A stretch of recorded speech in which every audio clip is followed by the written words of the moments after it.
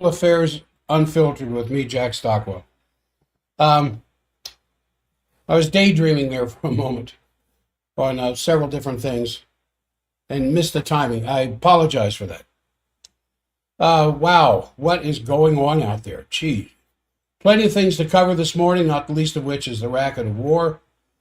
But I want to go into what Hegseth had to say and what is happening as a result of what Hegseth had to say regarding the Western Hemisphere.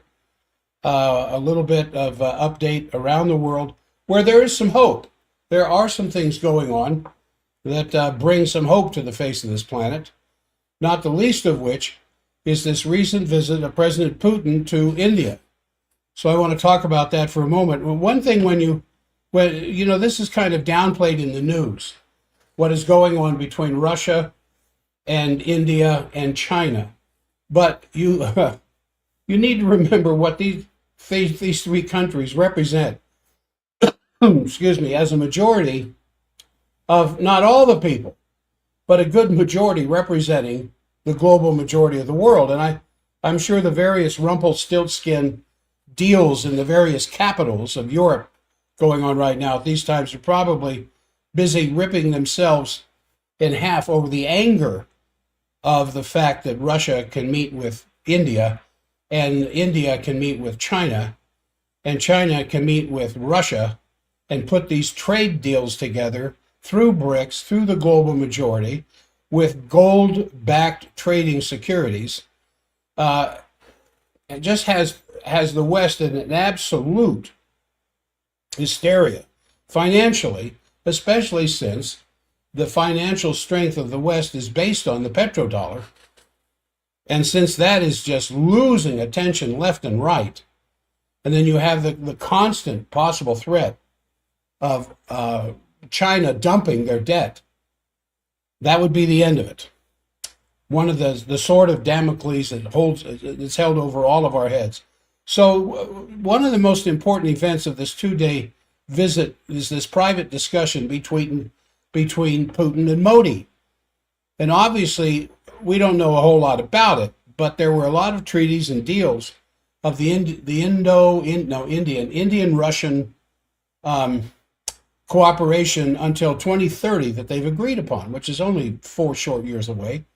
And there are many areas of cooperation, and Modi described this partnership with Russia and India he called it as a guiding star of international relations. Putin, on his side, mentioned the many thousand-year history of culture and civilization that India represents. And then there was a state banquet hosted by President Murmu, and I think that is definitely true, despite all the efforts of the imperial forces of the world to divide India away from China, or from Russia, putting sanctions on India, trying all kinds of things to pull India into the camp of the so-called Western democracies. And obviously it ain't working. And this combination means that the whole idea of a global NATO is at least severely weakened by this new, well-presented, supported friendship between India and Russia, which is extremely important given the fact that, unfortunately, despite the fact that the situation on the ground in the Ukraine is lost, I mean, according to every expert that I have any faith or trust in at all, following this in great detail that has been presented over and over again, this war is lost. And any effort to prolong it is just going to result in the continual dying, killing, and suffering of a lot of people. But of course, that does not prevent the forces of the coalition of the willing from trying to create an escalation.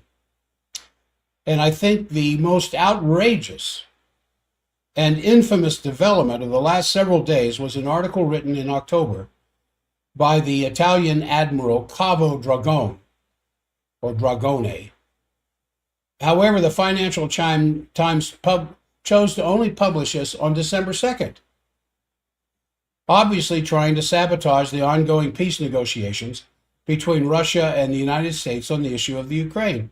And what Admiral Dragone said in this interview is that at a certain point, given the hybrid war that's being conducted by Russia against NATO, it would come to a situation in which NATO has to launch a preemptive attack on Russia. That was immediately answered with some very harsh words of various Russian sources, including President Putin himself, who said he has reiterated hundreds of times that Russia has no intention of attacking Europe. But if the territories of Russia are being attacked, they are intending to answer that, possibly with, as he said, all potential weapons. So there was this discussion with this high-level intelligence officer in Italy who said, commenting on what is behind this dragon formulation about hybrid warfare, that in the language of NATO, this includes all weapons, including drones. So it represents a small but a very significant step forward by NATO to launch a hybrid attack on Russia, with which Putin has responded with, all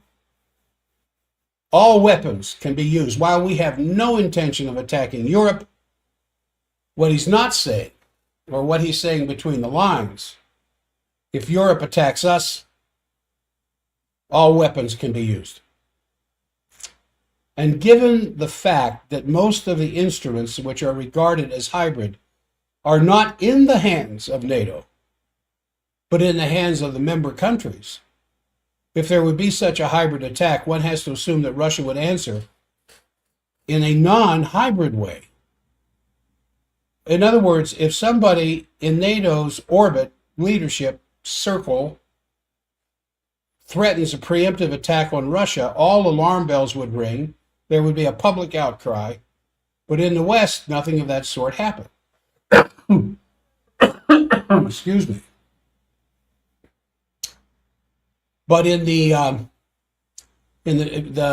recent NATO foreign ministers meeting in Brussels, where they formally disbanded the NATO-Russian Council, it doesn't matter what kind of public outcry there is. This is not a very big deal because it's been rather impotent for a long time now. But as another high-ranking military source said just a little while ago, the fact that the only potential form of dialogue between Russia and NATO now is declared defunct is extremely telling. It's just like the Biden administration. The last 3 years of the Biden administration, Blinken, as Secretary of State, went 3 incredible years, 36 months, without a single word between him and Lavrov in Russia.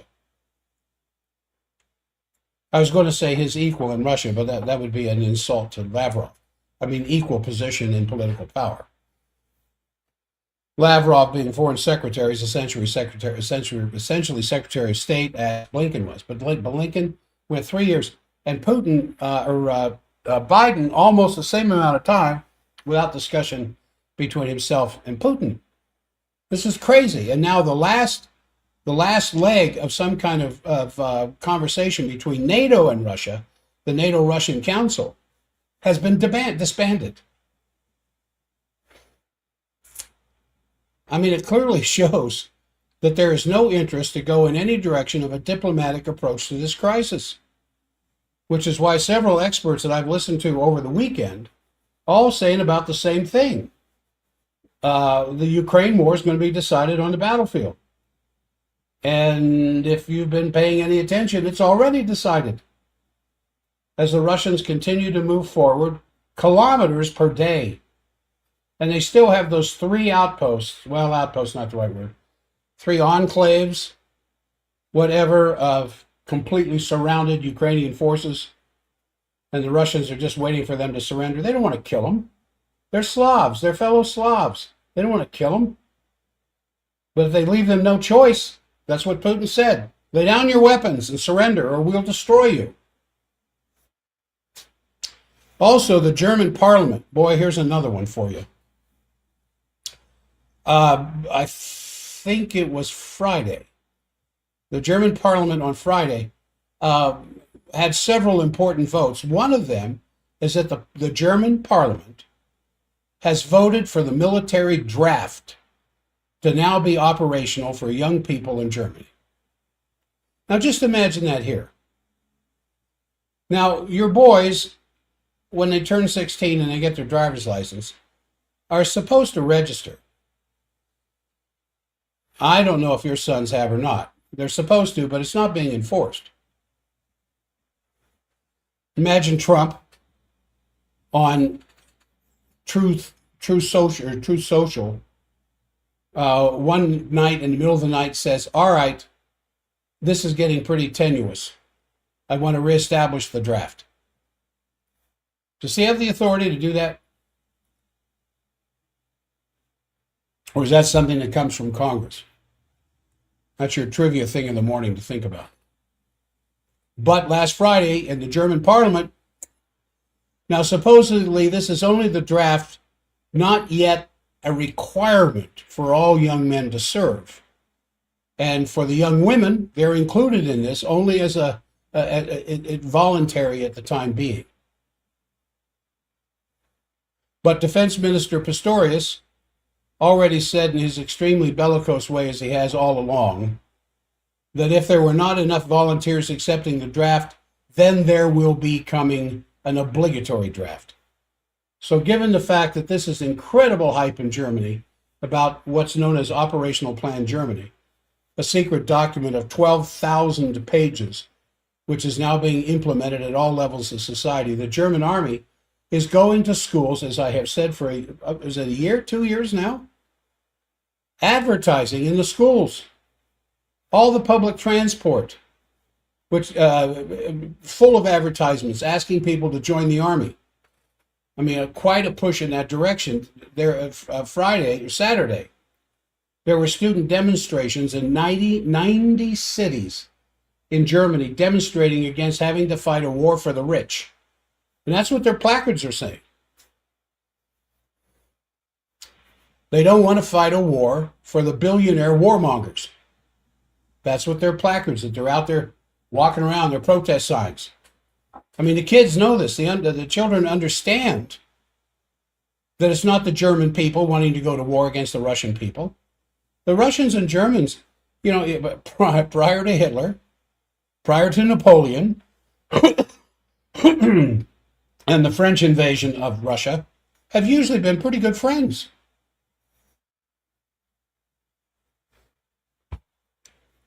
All right.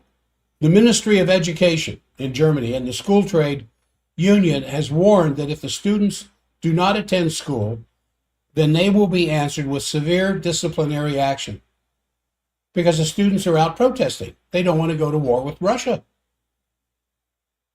So, of course, the students are harassed not to attend, but it is definitely an expression that the young people do not want to become cannon fodder for a useless war. Now, you're not seeing that kind of stuff here. This weekend, all you saw here was college football. I spent entirely too much time watching college football. I mean, that's the big issue here right now. And Christmas spending.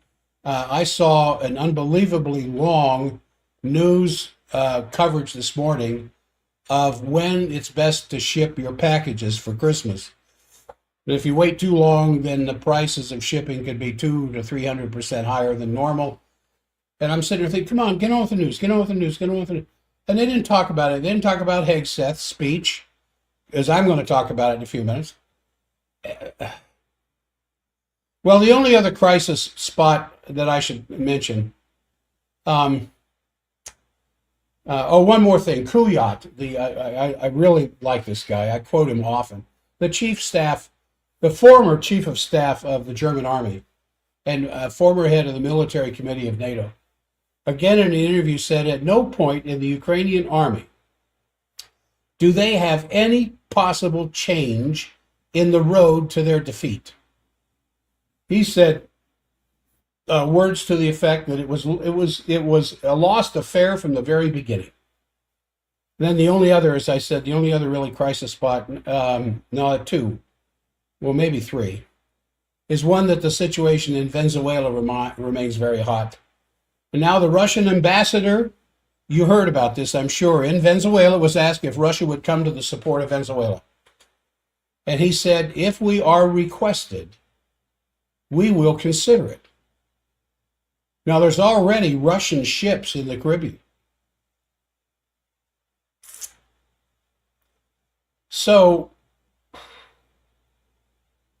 Marco Rubio, for his part, again came out and said that Venezuela is a point of influence for Iran, also Hezbollah, thereby trying to fan the flames there as well. And then the only other crisis spot I should mention is naturally the Gaza catastrophe just continues.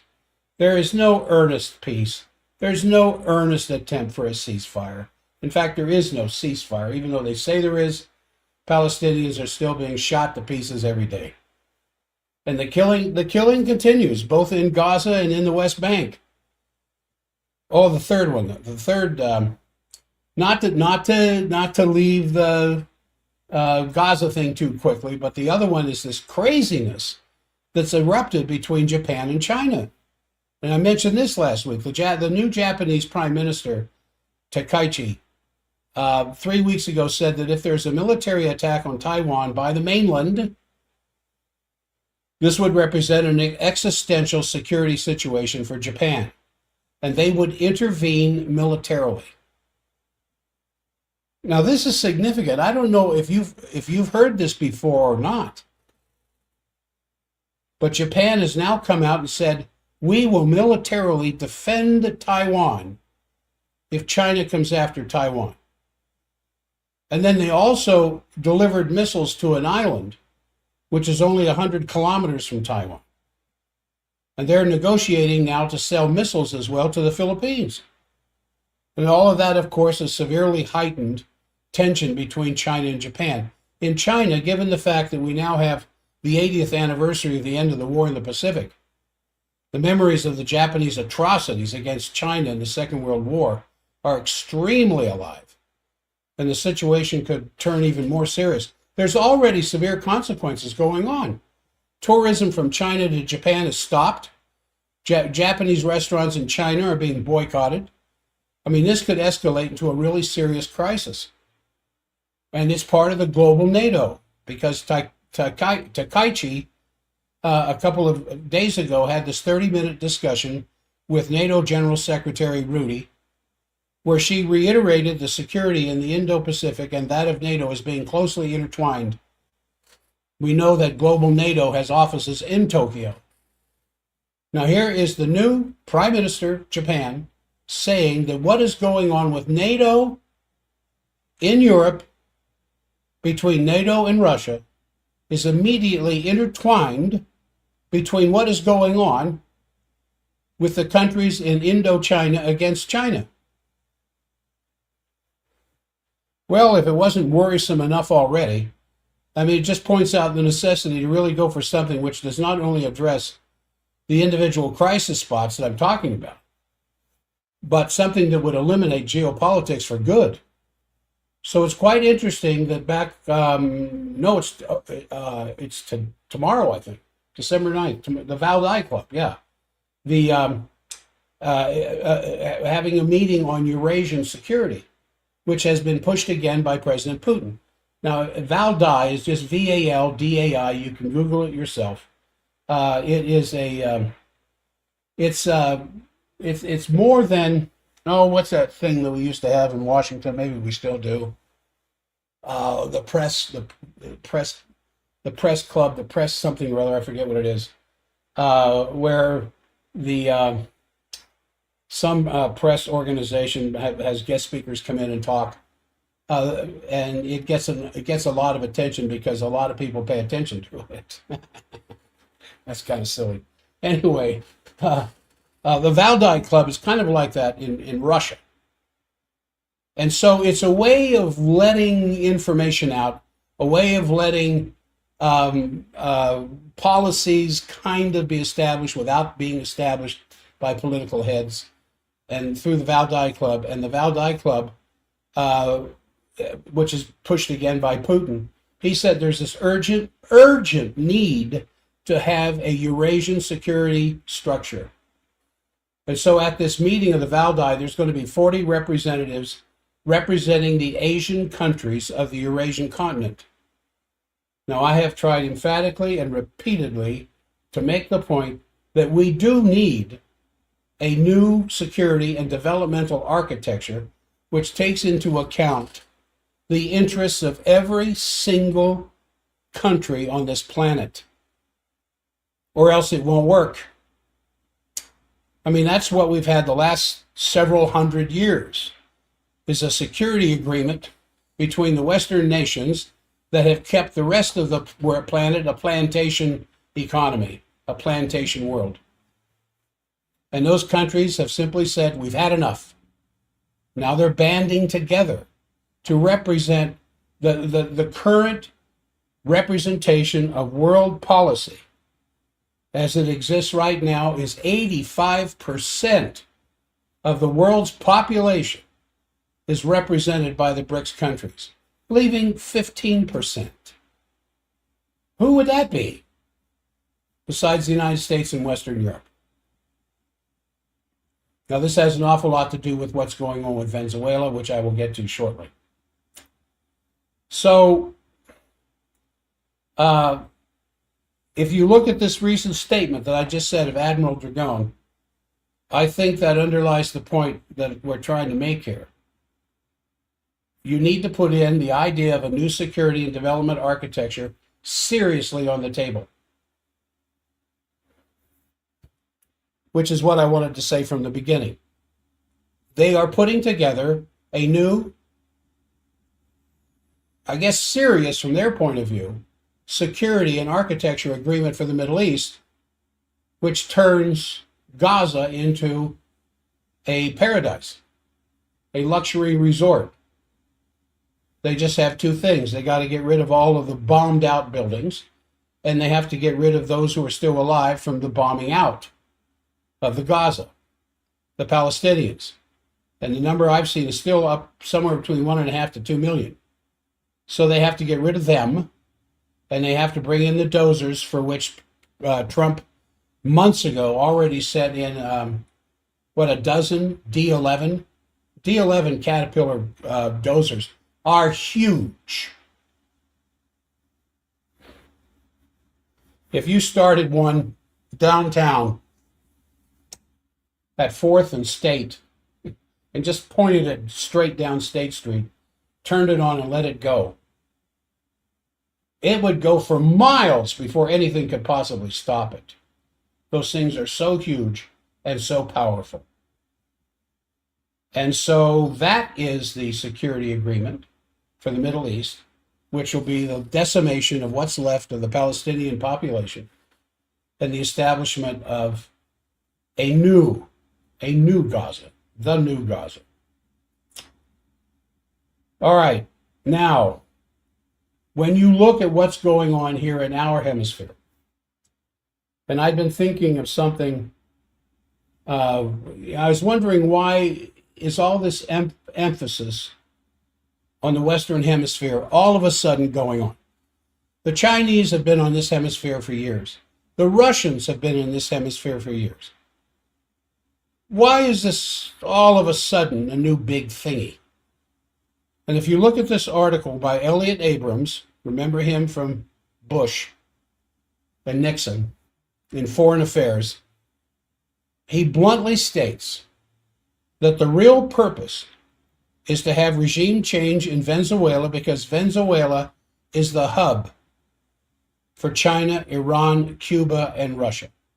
Now, you hear all these other things out there on the internet, is that the battle is really over control of the largest oil gas reserve on the planet that's sitting under this huge country of Venezuela. Venezuela is a coastal country in the northern part of South America, but it's no small little country.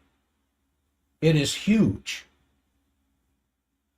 And so the argument is, well, what we're trying to do is get control of their oil and gas. Now, Abrams comes out in this article in Foreign Affairs and says, no, of all the countries of Central and South America that are immediately involved with countries trying to develop countries in Central and South America, such as China, Iran, Cuba, and Russia,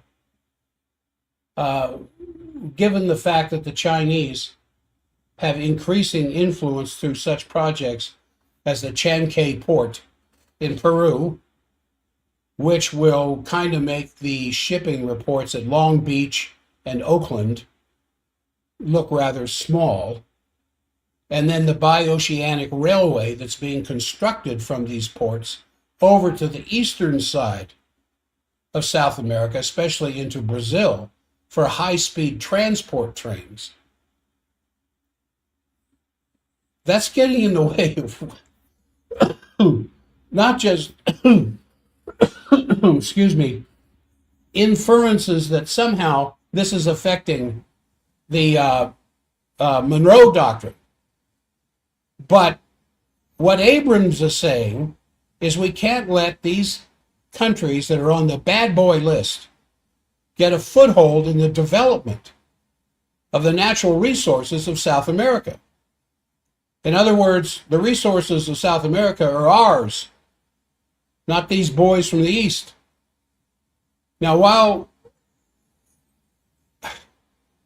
what they want, I guess the bottom line that Abrams is saying is that Russia and China have to be held by the hand and led out of South America. We can't let them develop South America. Now, we could have been doing it. We could have been down there doing these things.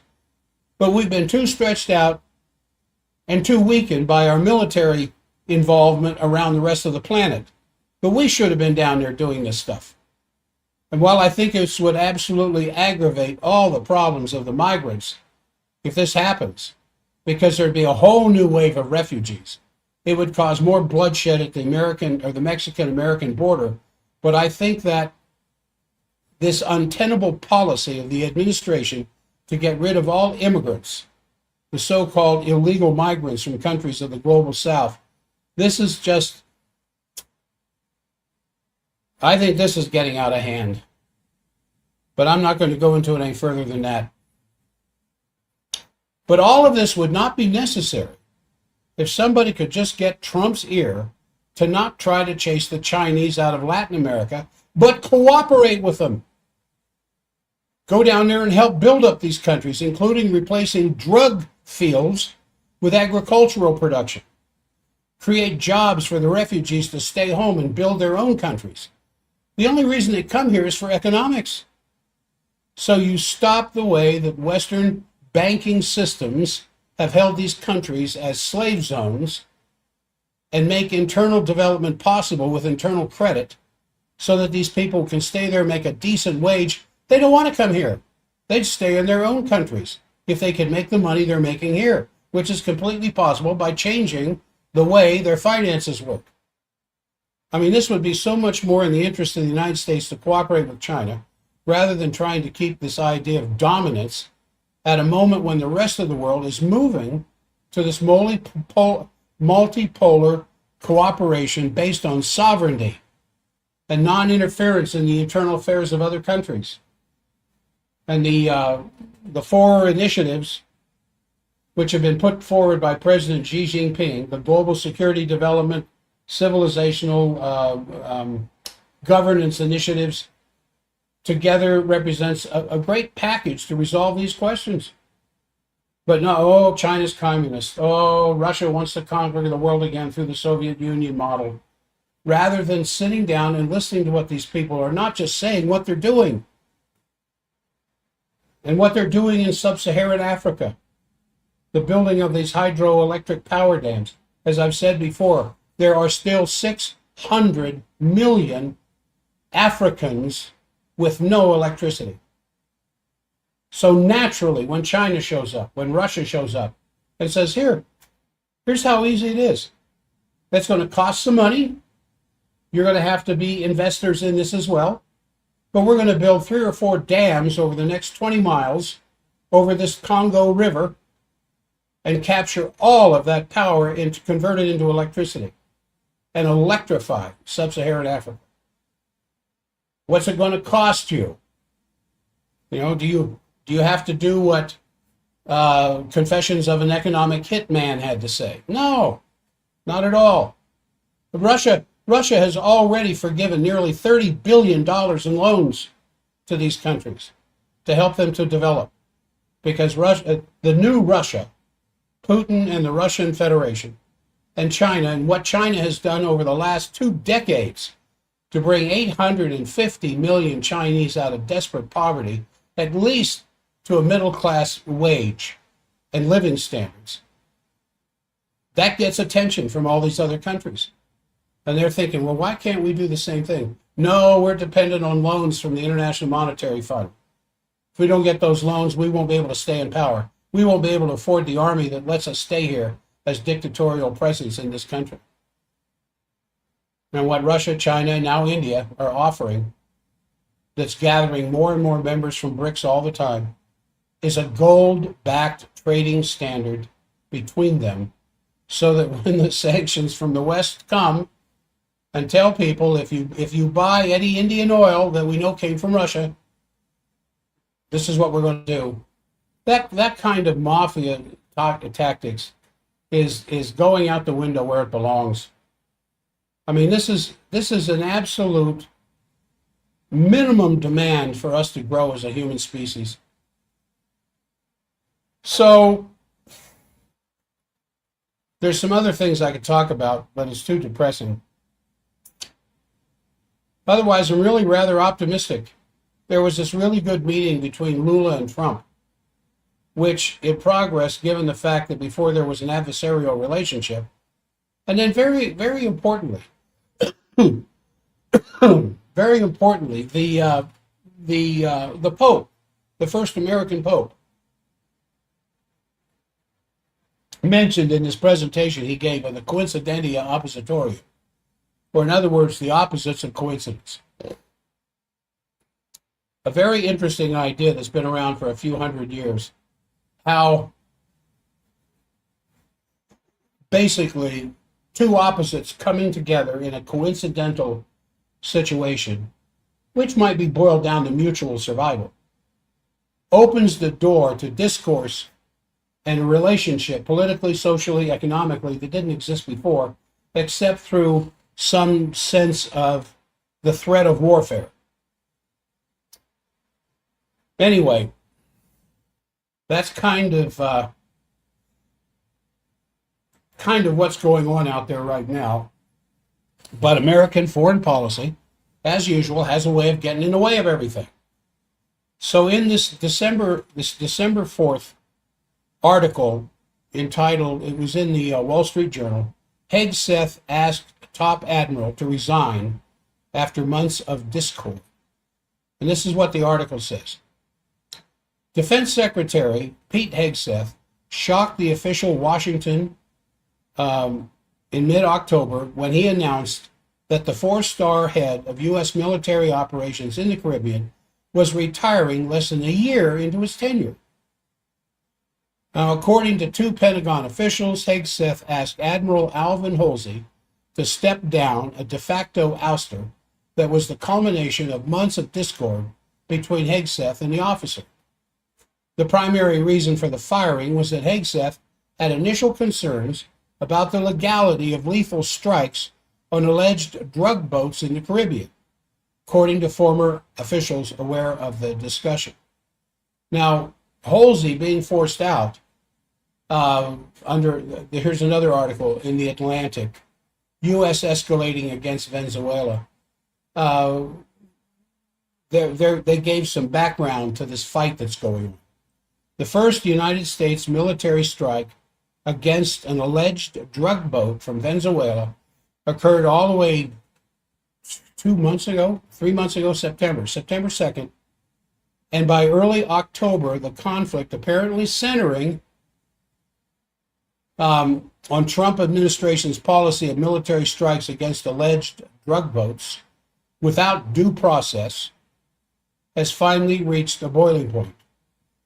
And the Wall Street Journal says this: tensions between Halsey and Hegseth led to a confrontation at the Pentagon in early October. Air Force General Dan Kane, chairman of the Joint Chiefs, was also at the meeting. Now, Admiral Halsey has served in the U.S. military for over 37 years, and he's had experience with and advocating for dismantling the organized drug operations. And at his Senate confirmation hearing in September of last year, he said, "My first deployment in Southcom, Southern Command, his area of responsibility was over 33 years ago conducting counter-drug missions."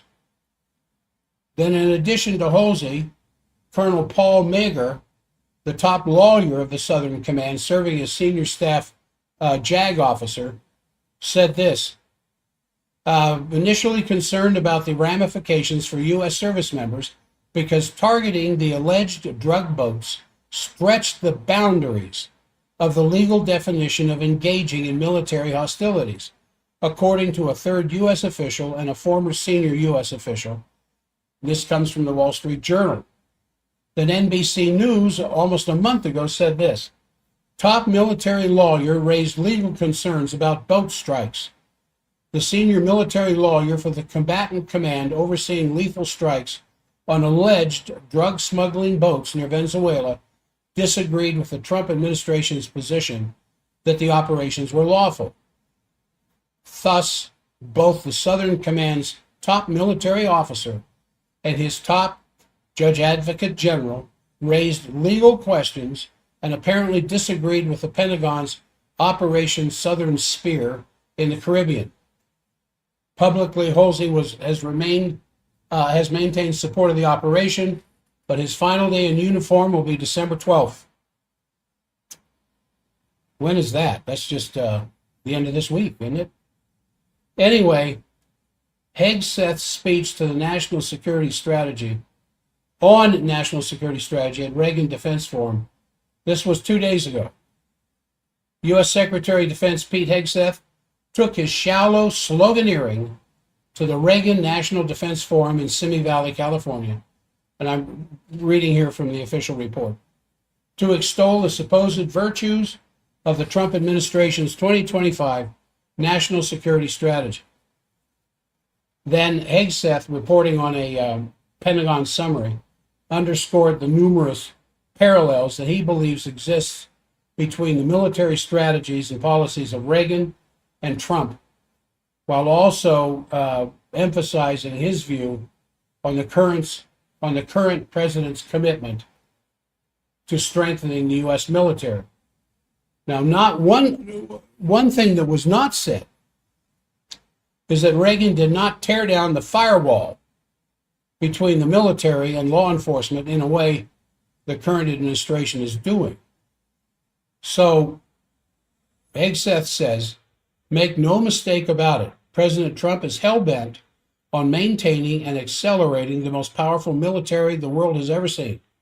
The most powerful, the most lethal, and American-made, the arsenal of freedom.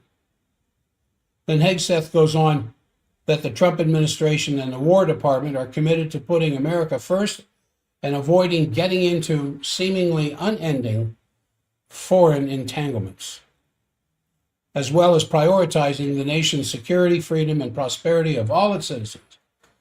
Rah, rah, rah. He says, we're doing it in a way that leaves not only our nation better off, but the world.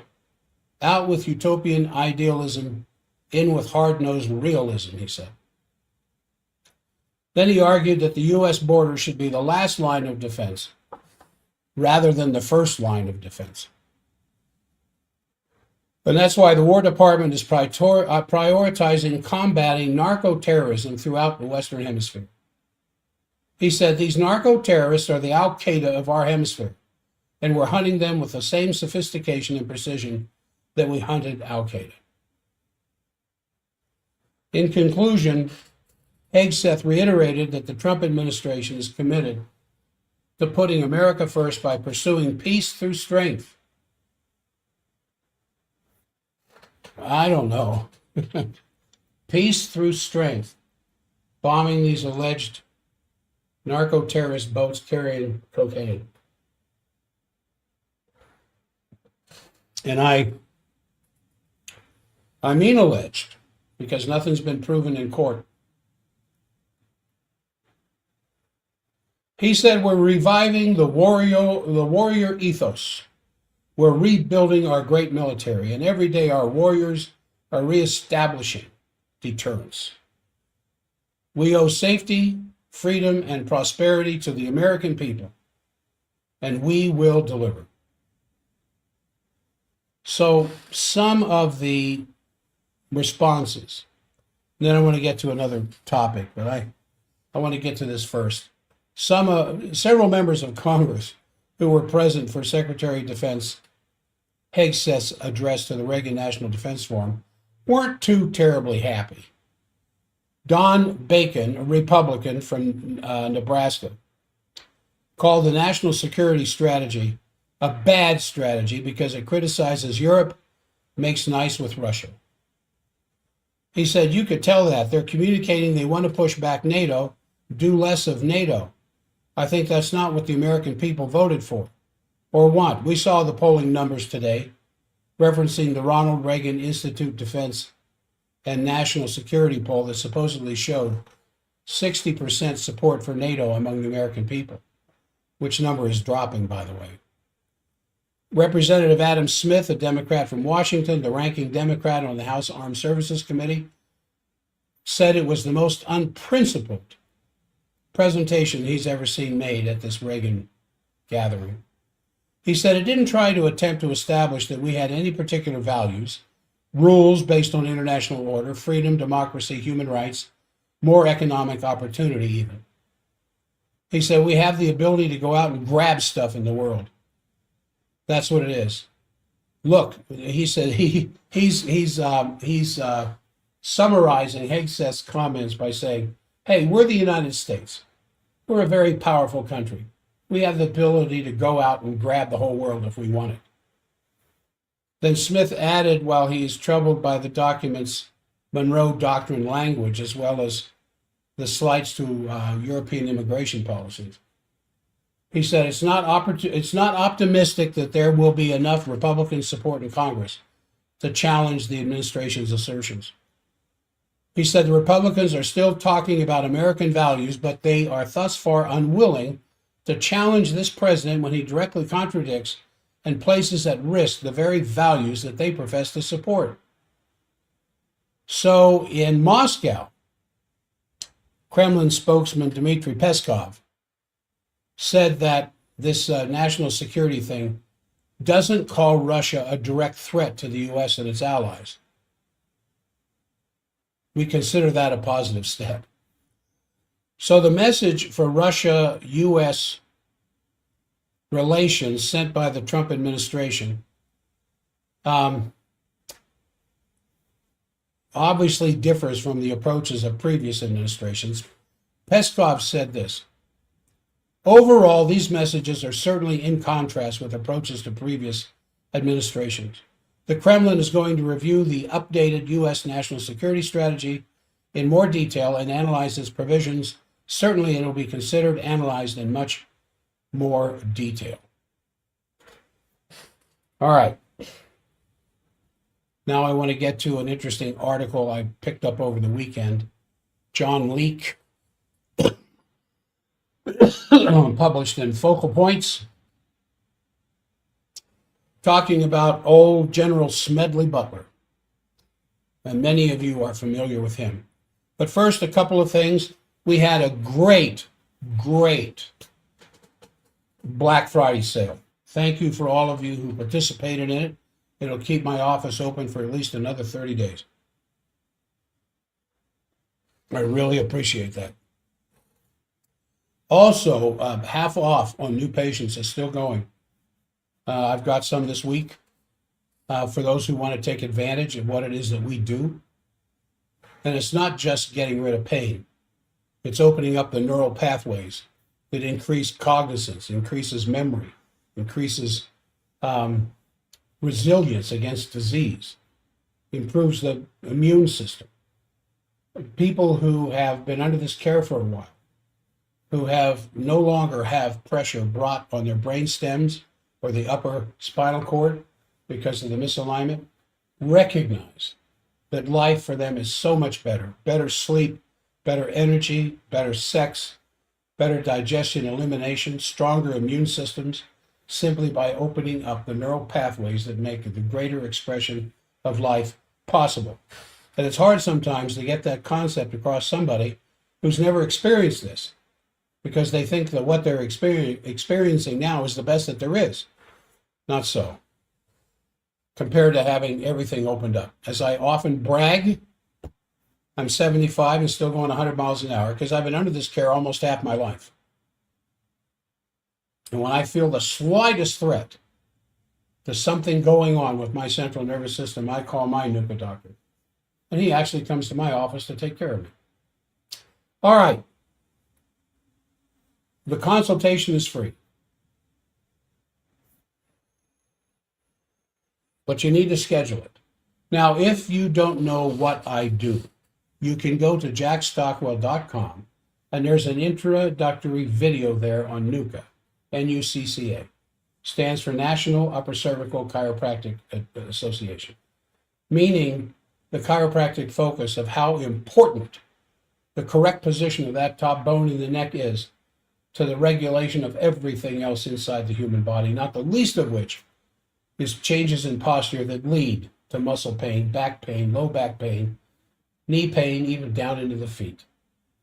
I have people who've been complaining of fasciitis or some kind of ankle foot pain within 3 or 4 corrections. Just, it's gone, it's over with, because the body's balance point has been reestablished.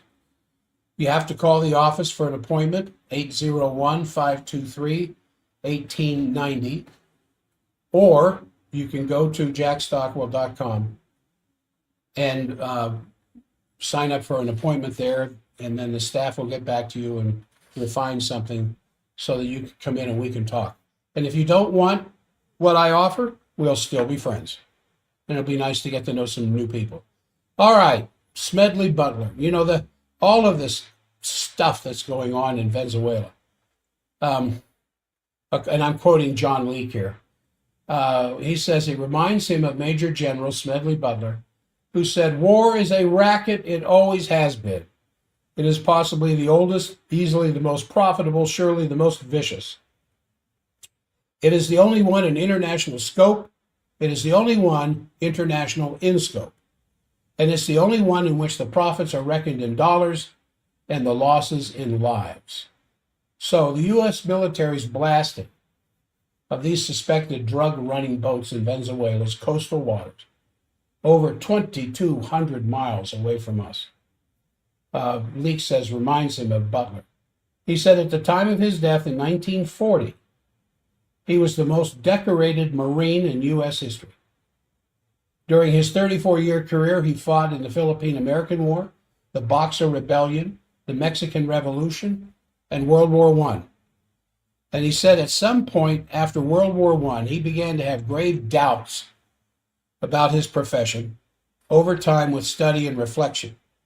And he concluded that he had not spent his life fighting and killing for the American people, but for special interests in New York City and Washington.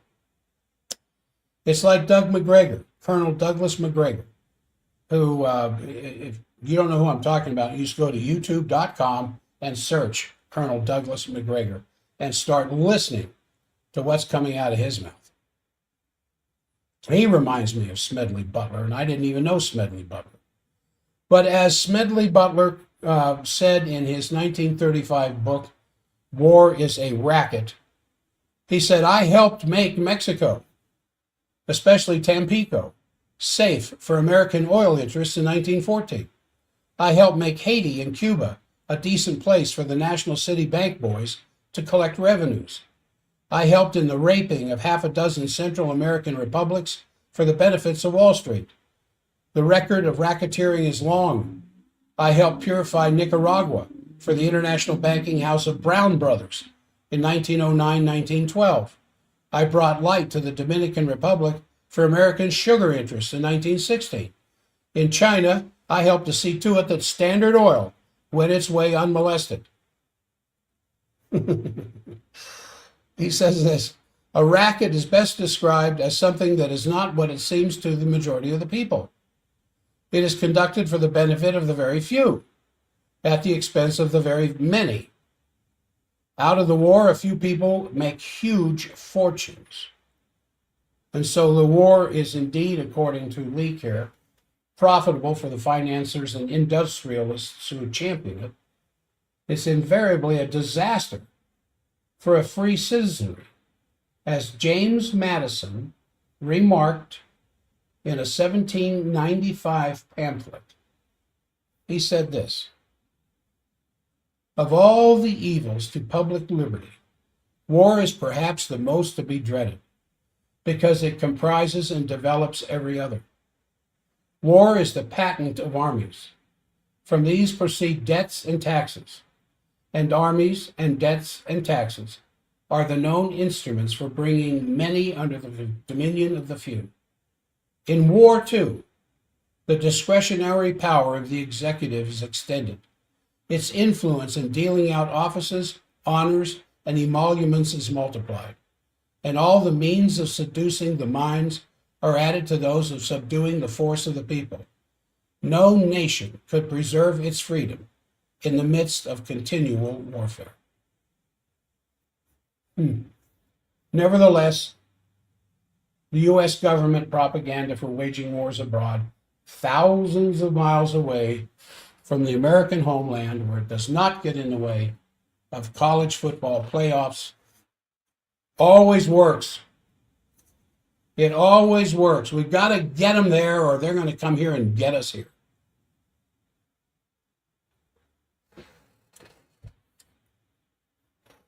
Now, if laughably crude propaganda doesn't work, get a false flag, or allow a planned attack to happen anyway to justify the war. That's what I was talking about at the beginning of this show. That what the Italian general was saying.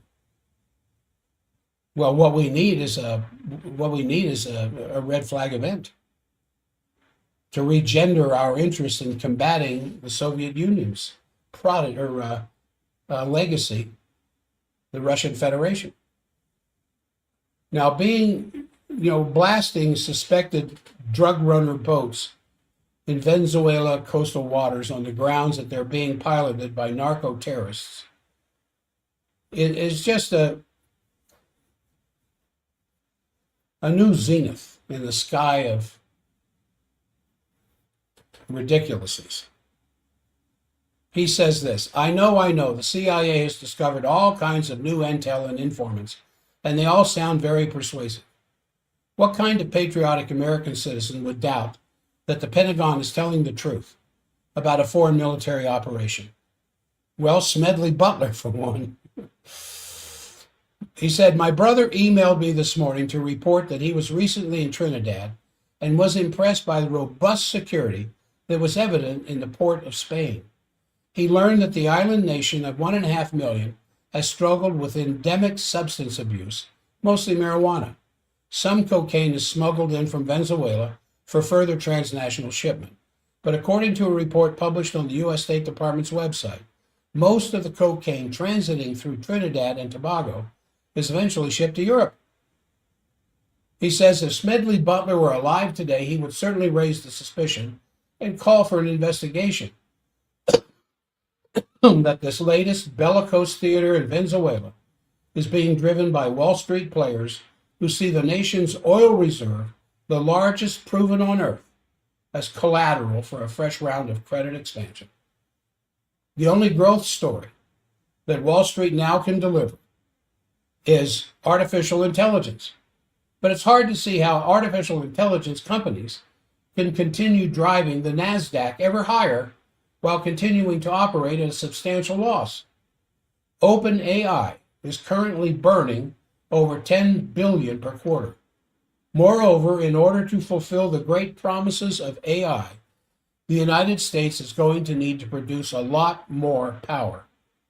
Goldman Sachs recently estimated that the U.S. is going to need to produce 50 to 100 gigawatts of new capacity by 2030 to meet AI's growing demand.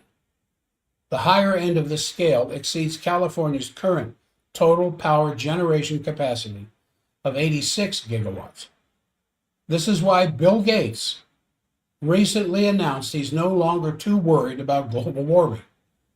The wind and solar scam is not going to cut it if Microsoft is going to realize a return on its significant investments in AI.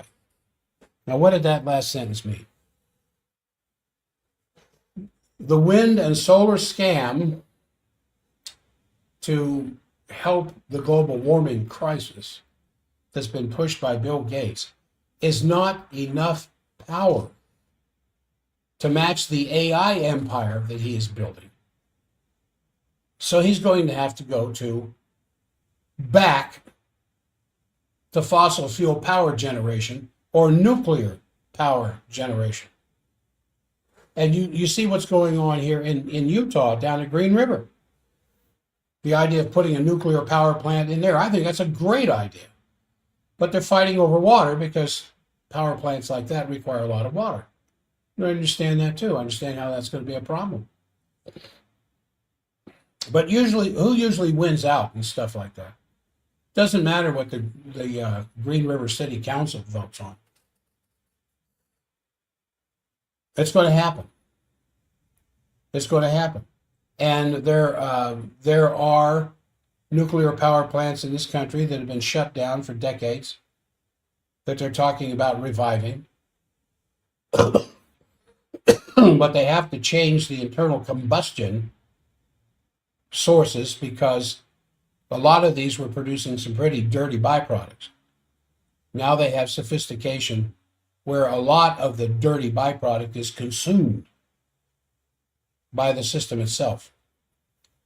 But this is Bill Gates' well, yeah, we were once concerned about global warming, but we're more concerned about this giant artificial intelligence empire I've built having sufficient power in order to continue this AI dominance of the planet. All right, that's pretty well going to do it for the show. Again, I have cut my services by 50%. You need to call the office to make an appointment, 801-523-1890, or go to jackstockwell.com, and you can make an appointment there. So I am going to shut down the recording and save it at KTalk.